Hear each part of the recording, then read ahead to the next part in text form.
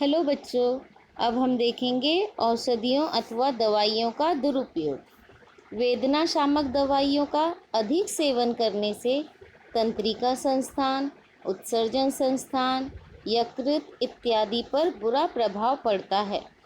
प्रतिजैविकों का अनावश्यक तथा अधिक मात्रा में सेवन करने से जी मचलना, पेट में दर्द, मतली, जुलाब, शरीर पर लाल चकत्ते आना, जीभ पर सफ़ेद दाग पड़ना इत्यादि लक्षण दिखाई देते हैं।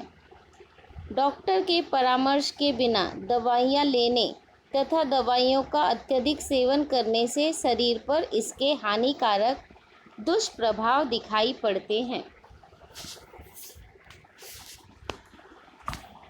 गरीब रोगी महंगी औषधियाँ खरीद नहीं सकता। क्या ऐसे समय में उनके लिए कोई विकल्प उपलब्ध होंगे? ये विकल्प कौन से होंगे? कुछ औषधियाँ अत्यधिक महंगी होती हैं। गरीब व्यक्ति ऐसी महंगी औषधि नहीं खरीद सकता। ऐसी परिस्थिति में गरीब रोगियों की सहायता कुछ सामाजिक संस्थाएं करती हैं।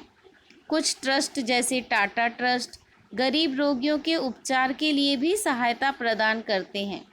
कुछ अस्पतालों के समाज सेवक गरीब रोगियों के लिए निधि भी इकट्ठा करते हैं। इसके अतिरिक्त गरीब रोगियों के लिए दूसरे विकल्प के रूप में जेनेरिक औषधियाँ भी उपलब्ध हैं। इन औषधियों की गुणवत्ता ब्रांडेड औषधियों के समान ही होती है, परंतु जेनेरिक औषधियाँ ब्रांडेड औषधियों की तुलना में अत्यंत सस्ती होती हैं। जेनेरिक औषधियाँ जेनेरिक औषधियों की दुकान पर उपलब्ध होती हैं।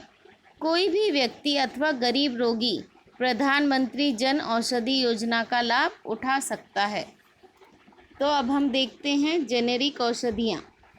जेनेरिक दवाइयाँ तथा औषधियों का निर्माण तथा वितरण किसी पेटेंट के बिना ही किया जाता है। जेनेरिक दवाइयाँ ब्रांडेड दवाइयों की तुलना में सस्ती होती हैं। फिर भी जेनेरिक तथा ब्रांडेड दवाइयों की गुणवत्ता समान होती है।